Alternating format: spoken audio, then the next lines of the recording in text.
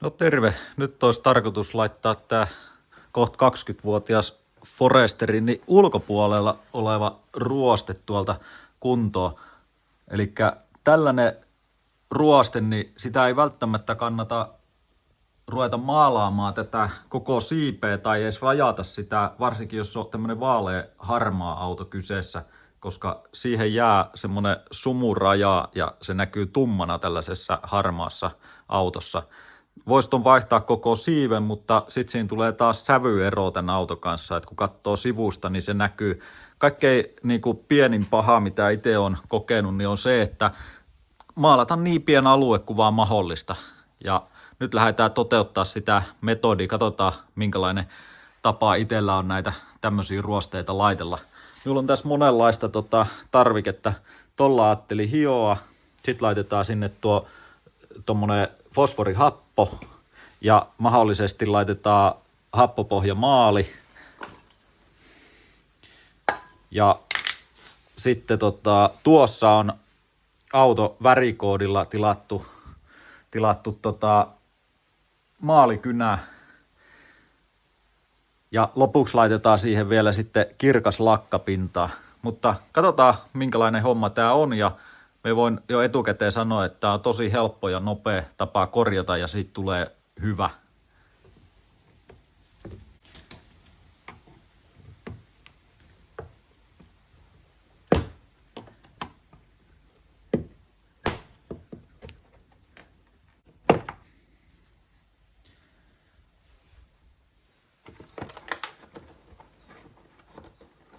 Nämä on tosi ruosteessa nämä ruuvit.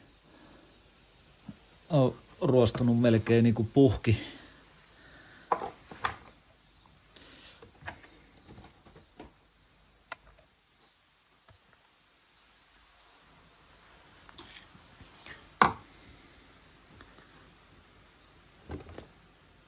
Katohan, siellä on multa. Me katsoin, että onko se tommonen äänieeriste, mutta se on multaa ja tossa on jonkunnäköinen V-poistoputki näkyy tuossa. Niin siitä alaspäin tää on ihan puhas, mutta sitten siitä ylöspäin, niin se on täynnä multaa. Jos tää ei olisi ollut näkyvissä, niin en olisi varmaan aukassut ja putsannut näitä.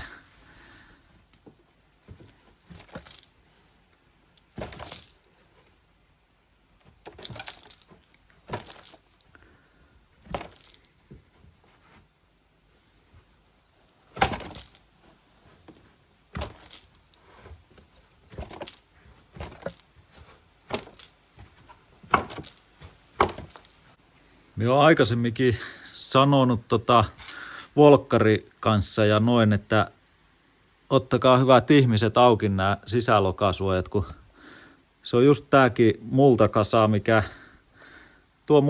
mikä tästä tuli, niin se on ihan syypää tähän, että minkä takia tää on ruostunut. Se on koko ajan märkänä tosiaan tuo.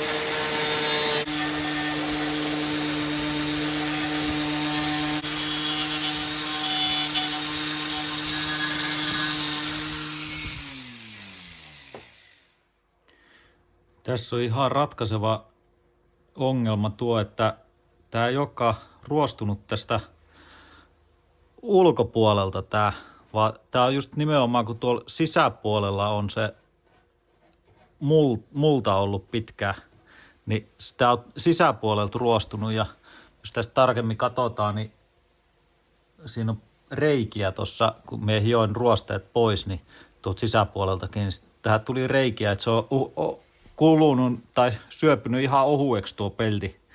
Niin tämä oikeasti pitäisi vaihtaa tästä joko lokari tai sitten jostain täältä leikata poikki ja tämä osa vaihtaa, mikä olisi varmaan paljon järkevämpää, mutta nyt minä en ole varautunut semmoiseen, minä en ole saanut arvata, että tässä on tällainen juttu, kun yleensä nämä tulee niinku kiveiskemiin ulkopintaan ja sitten siitä lähtee sitten ruostumaan, mikä on tosi helppo korjata sitten, kun se on pienellä alueella se ongelma. Sen saa ihan puhtaaksi ja saa neutralisoitua ton. Jos tätä ruostumista nyt tässä niin ei pysty pysäyttämään, niin tämän pystyy ainakin tosi paljon niin kuin hidastamaan, että tehdään tänne tuolla kun on saatu nuo hiottua pois nuo ruosteet tästä niin hyvin kuin ne nyt sai, ja sitten laitetaan tää fosforihappo tänne ja mie tuolta hiasin tuo helma samalla vauhilla, kun siinä oli tässä tälläkin puolella, niin tuo kantti tuosta helmasta, niin se oli tunkilla tunkattu länää, niin minä oikasin sen ja hioin ruosteet siitäkin pois ja vei sitten kotelosuoja-aineen tuonne helman sisälle. Me laitan tällaista primeria. Tää on tämmönen ruostesuojapohja happomaali. Niin laitetaan tätä tuohon kohtaan, mikä jää näkyville, koska me en halua siihen kiveiskumassaa, mitä me laitan sitten taas tänne muualle. Mutta tätä voi laittaa tonne muuallekin kyllä väliin, että tästä ei ole mitään haittaa.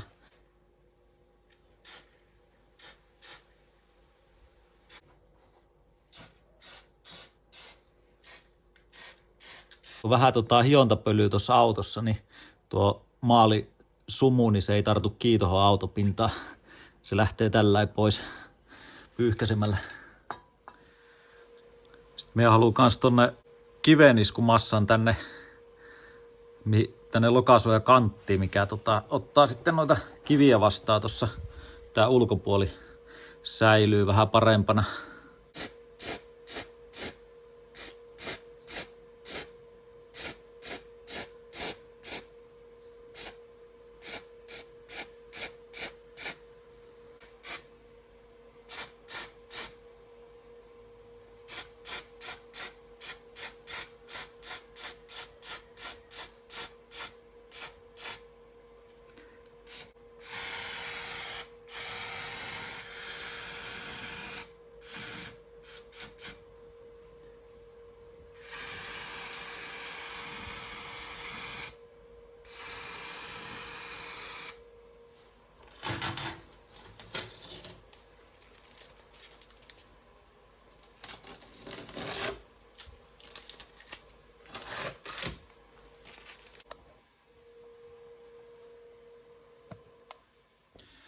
Ja laitan tonne taakse sitten tämän alustamassan.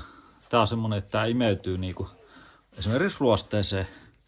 Niin pistetään tää vielä tonne taakse, niin luulen, että se vähän edesauttaa tämän kestoa sitten pitkässä juoksussa.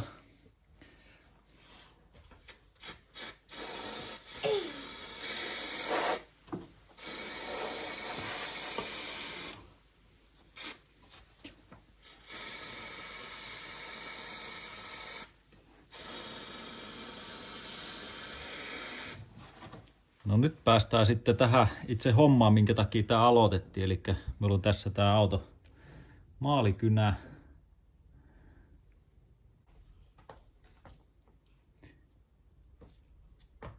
Joku voisi sanoa, että on liian iso alue tällaisella kynällä maalattavaksi, mutta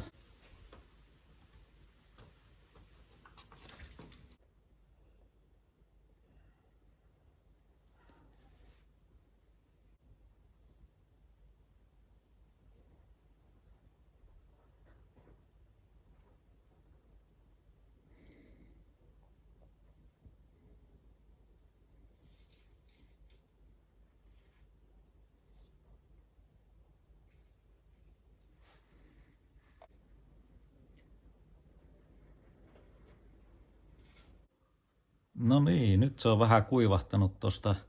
Vedetään tähän vähän tällaista akryylilakkaa. Samaa tavaraa kuin tuo maalikynäkin. Tää estää sen, että se tai sit tulee niinku tiivis tosta pinnasta sitten.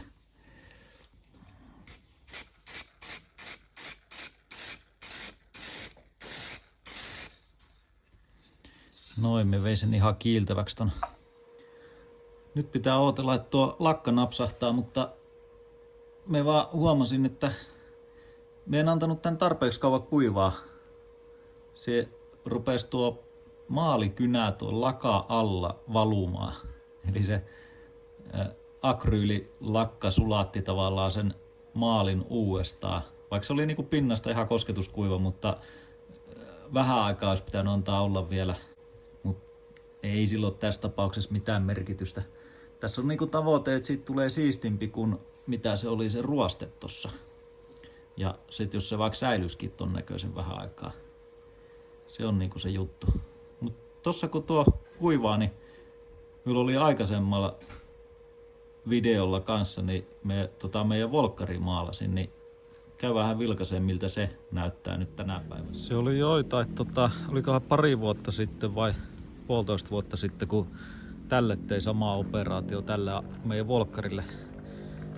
Se oli täältä ruosteessa ja moni sanoi silloin, kun me tein tän, että se on ihan hetken päästä uudestaan sitten taas ruostunut.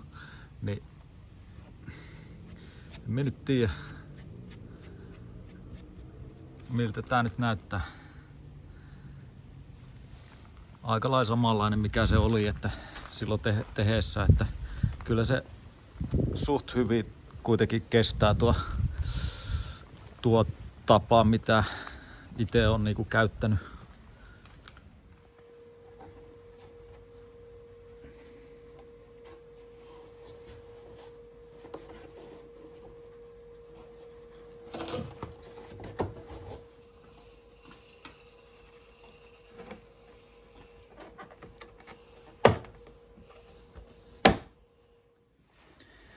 Ei kehtaa laittaa tän näköistä ruuvia sinne.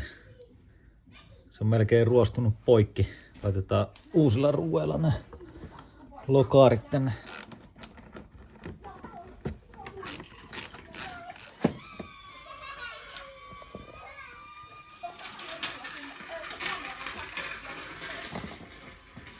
Nämä on kyllä ärsyttäviä nämä muovinappulat. Irrotes hajoaa ja sitten ne ei halua mennä paikalleen. Ja noin. Nuo muksut lennättää dronea tossa, noin vähän häiritsee tuo ääni tossa, mutta joo.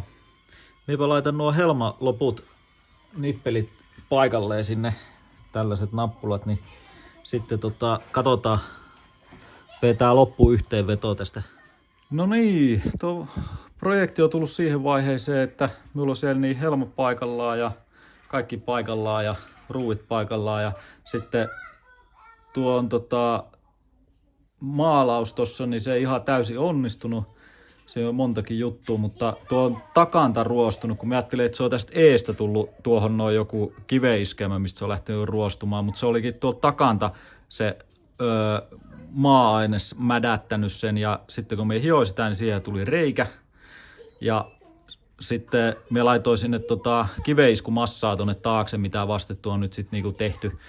Ja me sain sen kuitenkin sellainen hyvin ne ruostesyöjät ja kaikki aineet sinne, että me luulen, että tuo kestää ihan niin kuin näitte ton meidän volkkarin niin samalla tavalla, että se ei heti siitä ruostu uudestaan. Mutta ei sinällään, tossa ei mitään häviä, vaikka se ruostuskin, että tuo on niin huono tuo lokasuojan alapää, että sen voisi vaikka vaihtaakin siitä. Mutta tällä me on näitä tehnyt ja ihan hyvin on niinku kestänyt pääpiirteittäin. Kiitos kun kattelit tämän videon ja katsotaan, milloin projektit jatkuu, niin mitä tässä seuraavilla videoilla sitten tapahtuu. Morjes!